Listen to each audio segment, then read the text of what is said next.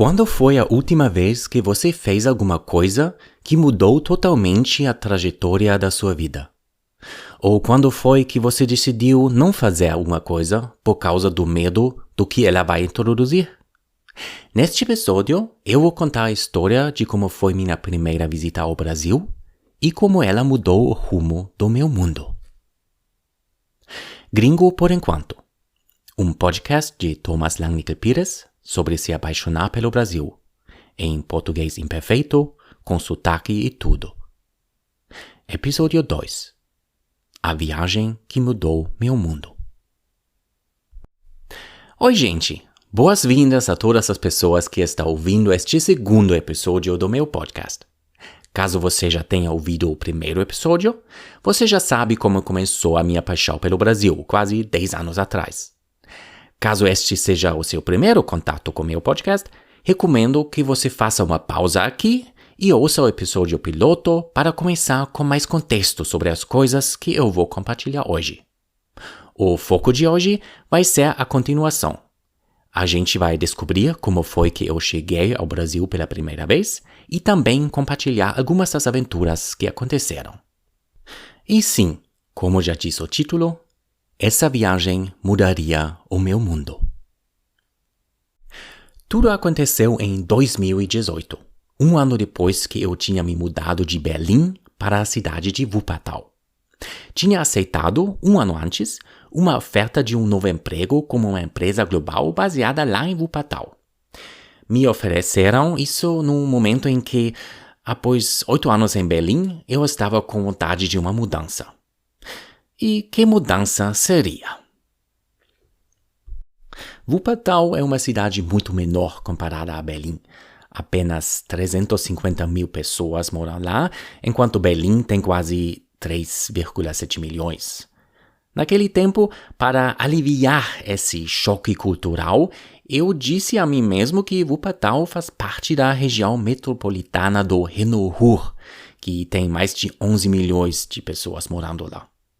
Embora isso seja correto, acabaria se revelando que as cidades dessa região se sentem muito desconectadas, não apenas por causa do transporte público ruim na Alemanha em geral, mas vamos reservar o meu cinismo cultural sobre o meu país de nascimento para outro episódio. Embora sendo menor, achava Wuppertal uma cidade bem bonita. Graças a um colega de trabalho, acabei encontrando um apartamento bem bonito e o que talvez eu adorava mais foi a curta distância para tudo dentro da cidade. Ou seja, era possível para mim ir ao trabalho a pé, fazer compras e até fazer pequenas trilhas espontâneas na vizinhança. Mas, mais importante no contexto desse podcast, foi meu emprego em Wuppertal que tornou possível levar a outro nível a minha paixão pela cultura brasileira que eu já tinha descoberto um ano antes, através de planejar minha primeira viagem para o Brasil. Para entender melhor as escolhas por trás do meu itinerário, acho importante mencionar que, na hora de viajar, para mim não é muito sobre visitar lugares turísticos, tirar fotos de atrações famosas ou outros lugares considerados obrigatórios. Para mim, viajar significa explorar coisas não muito comuns, coisas que fazem a mente crescer através de maneiras diferentes de viver, pensar, falar. Não sou fã de turismo de massa, mas sim de explorar lugares menos conhecidos e explorá-los de uma maneira bem tranquila e com muito tempo. A primeira parada foi bem fácil de decidir: São Paulo. Isso é por causa de uma pessoa brasileira que, na verdade, eu esqueci de mencionar no primeiro episódio: meu amigo Lucas. Conheci o Lucas já no ano de 2014, quando ele estava viajando pela Europa e fez uma parada em Berlim. A gente se encontrou na plataforma Couchsurfing, onde é possível oferecer e encontrar opções de hospedagem sem pagar dinheiro e, ao mesmo tempo, conhecer novas pessoas. Felizmente, tínhamos mantido contato ao longo dos anos e ele me ofereceu para eu me hospedar com ele no centro da cidade por 9 noites, no seu apartamento no edifício Copan, um dos símbolos da arquitetura moderna brasileira, concebido pelo famoso arquiteto Oscar Niemeyer. Coincidentemente, a obra desse Oscar Niemeyer também foi a razão para minha escolha da segunda etapa da viagem. 3 dias em Brasília, capital do país, cujos principais prédios públicos foram concebidos por esse mesmo arquiteto. Para levar a experiência a uma imersão quase total, escolhi um hotel também concebido por Oscar Niemeyer, o Brasília Palace Hotel. Pela terceira e última parada, bem, se você já ouviu o episódio 1 deste podcast, você sabe que pode ser apenas uma de 2 cidades. Ou o lugar de nascimento da Bossa Nova, ou o da música afro-brasileira. Pela minha primeira viagem para o Brasil, escolhi a Pérola do Nordeste. 7 noites em Salvador da Bahia. Para me hospedar, escolhi, após avaliar algumas opções alternativas, como Couchsurfing, a chamada Arte Brasileira, uma casa de hóspedes localizada no bairro da Barra, famosa por sua decoração colorida e bem próxima à praia do Porto da Barra. Curiosidade neste contexto. Até hoje em dia, eu nunca fui para o Rio de Janeiro. Já expliquei que minhas escolhas turísticas são um pouco idiosincráticas e deixar de lado a cidade maravilhosa por quase uma década de paixão pelo Brasil pode parecer até estranho, mas, na verdade, simplesmente nunca apareceu a oportunidade. Dito isso, o Lucas acabou de se mudar para lá e, se o universo quiser, espero conseguir visitá-lo em algum momento no futuro. Mas, por enquanto, foi assim que se completou o meu itinerário daquele junho de 2018. 21 dias no Brasil. Para chegar da Alemanha ao Brasil, há tanto voos indiretos, por exemplo, via Portugal, quanto voos diretos.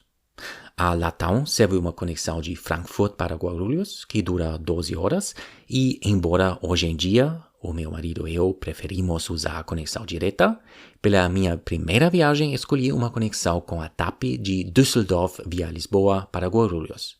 Na verdade, tive que verificar esse detalhe através de uma antiga confirmação ainda salva nos meus e-mails. Afinal, já faz exatamente 8 anos desse voo até a gravação deste episódio. Eu ainda me lembro da minha primeira chegada no aeroporto de Guarulhos naquele dia 11 de junho de 2018. Foi um pouco nervoso chegar sozinho nessa cidade imensa, mesmo com o Lucas já me esperando no Copan. Embora eu já tivesse tido a minha parte de experiências com viagens internacionais, após 4 semanas sozinho no Japão, argumentavelmente nada poderia mais me parar, isso ainda pareceu um desafio diferente. 11 milhões de pessoas morando nessa área urbana subtropical gigantesca e até 21 milhões na sua região metropolitana. E eu mal sabia falar a língua delas. Além disso, eu já estava na casa dos meus 30 anos de idade, mas, olhando para trás, eu ainda era muito ignorante e mal preparado para as experiências que me esperavam. Lembre-se da minha infância muito alemã, sobre a qual eu já falei no episódio 1. Ela não me tinha preparado para um país tão diverso, tão complexo, tão cheio de história, tanto bonita quanto horrível, e a realidade do presente, que em grande parte resultou dessa história. Eu me sentia ao mesmo tempo com vontade de viver essa aventura incrível que me esperava e tímido diante da minha incompetência tanto com o idioma quanto com a cultura desse país que eu tanto desejava conhecer. Mas após ter conectado ao Wi-Fi do aeroporto, esse menino corajoso já acabou pegando um Uber para o centro da cidade. E até fez sua primeira experiência tentando falar com um pouco de estresse como uma pessoa brasileira de verdade, o motorista desse mesmo Uber. Como o Uber ainda não era muito comum na Europa naquela época, eu me lembro que fiquei confuso sobre se o pagamento teria sido processado corretamente sem conexão à internet. A propósito, tem mais alguém que não gosta desse primeiro dia num país novo quando às vezes a gente ainda não tem um chip de celular local? De qualquer forma, após quase 30 minutos de carro, fiquei feliz em chegar ao lado de uma pessoa que eu já conhecia. E ainda tenho essa primeira foto do Lucas e eu jantando uns Not Porks no Hot Pork lá na Rua Bento Freitas, bem perto da Ipiranga. Ao Lucas, eu não só tenho que agradecer por aquela primeira comida bem gostosa e pela hospedagem, mas também pelo fato de que nos dias seguintes ele me apresentou um pouco do seu São Paulo. Ele me incluiu em partes do seu dia a dia, começando pelo café da manhã e chegando até a algumas pequenas coisas que precisava fazer no bairro. Um desses sendo, naquela época, um projeto dele chamado Oficina Verde. Nesse contexto, o Lucas me levou, acho que foi já no segundo dia da minha visita, à Feira de Flores na CAGSP, a maior feira de flores e plantas do Brasil, ocorrendo no pavilhão Mercado Livre do produtor, para pegar algumas plantas das quais ele precisava, tanto para levar para casa, pois o Lucas ama plantas e o apartamento dele no Copan parecia quase um paraíso verde, quanto para levar para uma pessoa cliente. Na verdade, ele me levou junto lá também em um dos dias seguintes. Ajudei, espero que um pouco, com a manutenção das plantas e foi possível para mim observar o Lucas quase no seu território natural. Falando nisso, também tive a imensa alegria, durante a minha hospedagem, de ouvir o Lucas tocar clarinete. Quase um tratamento integral para a mente, aquela hospedagem com ele. O momento mais intenso e também mais significativo durante a minha visita em São Paulo foi aquele dia em que eu conheci o Luiz Felipe. A gente se encontrou num desses aplicativos e, depois de trocar mensagens, foi o Luiz Felipe que pegou um ônibus e o metrô por mais de 1 hora para chegar ao centro onde eu estava me hospedando. Então foi ele que tornou o nosso primeiro encontro possível. Eu nunca esqueci esse primeiro abraço tímido quando ele chegou corajosamente na frente do edifício Copan. Se a gente naquele momento tivesse sabido tudo o que viria a seguir, e como esse encontro mudaria tanto a minha vida quanto a vida dele, provavelmente teríamos ficado com medo. Seja lá o que foi que criou essa atração imediata, a única coisa que eu posso e quero dizer hoje, quase 10 anos depois, é que foi o encontro mais importante da minha vida. Claro que, depois desse primeiro encontro, a gente passou os meus dias restantes em São Paulo juntos. Foram dias cheios de carinho e seria apenas o começo. Se eu tivesse sido uma pessoa menos intensa naquela época, eu provavelmente nunca teria perguntado. Mas, sendo eu mesmo, eu não estava preparado para que esse encontro fosse apenas mais um conhecido passageiro. Então eu perguntei. Até hoje, eu não entendo completamente por qual razão ele aceitou se juntar a mim pelo resto da minha viagem. E certamente naquele momento eu não tinha ideia de que não seria apenas pelo resto da minha viagem no Brasil, mas, na verdade, por uma jornada muito mais profunda. Mas, antes de nossa viagem juntos poder começar, eu tive que gravar um vídeo para a mãe dele para confirmar que não era uma situação de sequestro. Mas já estava decidido. A gente reservou mais um assento nos voos de Guarulhos para Brasília e de lá para Salvador. E foi assim que começou a louca viagem de Batman e Ruxo. E essa viagem começou ainda lá em São Paulo. A gente visitou o bairro da Liberdade, onde fomos caminhar, dei uma olhada em algumas lojas e tiramos uma selfie naquele lugar que viria a ser o nosso local tradicional para fotos de casal nos anos seguintes. Até hoje, cada vez que a gente visita a família em São Paulo, é obrigatório o pequeno photoshoot lá naquela Ponte Vermelha. Os 3, quase apenas 2 dias em Brasília foram muito especiais também. Após um pequeno contratempo com os voos, a gente estava em voos separados e o do Luiz Felipe acabou não dando certo, então precisamos de uma nova passagem. a gente finalmente se reuniu no Aeroporto Internacional de Brasília, presidente Juscelino Kubitschek. Embora pessoalmente eu prefira explorar novos lugares caminhando, quem já conhece Brasília vai concordar que, infelizmente, não é uma cidade para se andar a pé.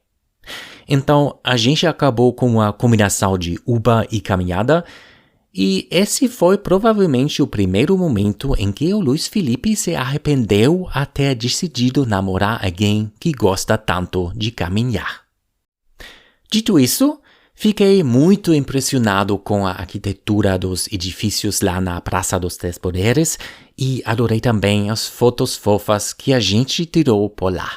Na verdade, foi provavelmente também naquele dia o primeiro momento em que o Luiz Felipe se arrependeu de ter decidido namorar alguém que tira tantas fotos. Depois desses 2 dias e 2 noites em Brasília, a gente continuou para Salvador da Bahia. Argumentavelmente o lugar mais bonito e romântico para explorar juntos nessa nossa primeira viagem. Nunca vou esquecer essa semana lá, relaxando perto do Farol da Barra, aproveitando o sol, brincando na praia e na água e contemplando juntos esse mar que não parecia ter tamanho. Nem eu nem ele somos pessoas que viajam com um grande orçamento. Nos contentamos com o nosso pequeno quarto lá no Arte Brasileira e quando não tínhamos vontade de visitar um restaurante, pegávamos ou preparávamos comida para comer no próprio quarto. Dito isso, tenho boas lembranças não apenas daquele dia comendo pãezinhos de leite com queijo, mortadela e outras coberturas, e sim, também existe uma selfie fofa dessa cena, mas também da comida tradicional da Bahia, do peixe e também de um restaurante vegano chamado Be Vegan, também bem pertinho da Praça do Farol da Barra. Se neste momento você que está ouvindo estava esperando pelo momento em que as alianças são trazidas e os sinos de casamento começam a tocar, você está quase certo. Compramos 2 anéis de metal bem baratinhos lá no Mercado Modelo no dia da nossa visita ao Elevador Lacerda e ao Pelourinho. Esses anéis que mais tarde na nossa história se tornariam as nossas alianças. E, por extensão, para mim esse anel se tornaria o artefato mais importante que tenho, porque carrega tantas memórias, lembranças e tanto significado de carinho, coragem e amor. Aconteça o que acontecer, eu vou para sempre carregar essa semana lá na Barra na minha alma, como fundamento do futuro que eu ainda nem sabia que estava por vir, nos bons e nos maus momentos. Dizem que tudo o que é bom tem que chegar ao fim. E mesmo que ir embora dessa primeira viagem juntos tivesse se relevado apenas o começo de uma jornada muito mais profunda, chegou a hora de, por enquanto, dizer até a próxima, sem saber quando essa próxima vez poderia até acontecer. E foi assim que se encerrou a viagem que mudou o meu mundo. Com um coração cheio de amor, mas também com um pouco de incerteza, levei o Luiz Felipe até o portão de embarque lá no aeroporto de Salvador para ele retornar a São Paulo, enquanto eu tive que pegar o meu voo de volta para a Alemanha. O Luiz Felipe e eu iríamos nos ver de novo não muito longe no futuro desse primeiro até a próxima. Mas isso eu vou contar na nossa próxima vez. Até lá, se você gostou deste episódio, eu queria te convidar a se inscrever no podcast na plataforma da sua escolha ou até deixar um comentário ou um like. Se quiser me dar um feedback, pode me encontrar pelas redes sociais listadas nas show notes ou simplesmente mandar um e-mail para podcast@langnicapires.eu. Por enquanto, muito obrigado pelo seu tempo, pela sua gentileza e pela paciência com o meu sotaque e tudo mais. Tchau e até a próxima vez. Este podcast vai voltar com o episódio 3, Amor sem fronteiras, burocracia sem tamanho.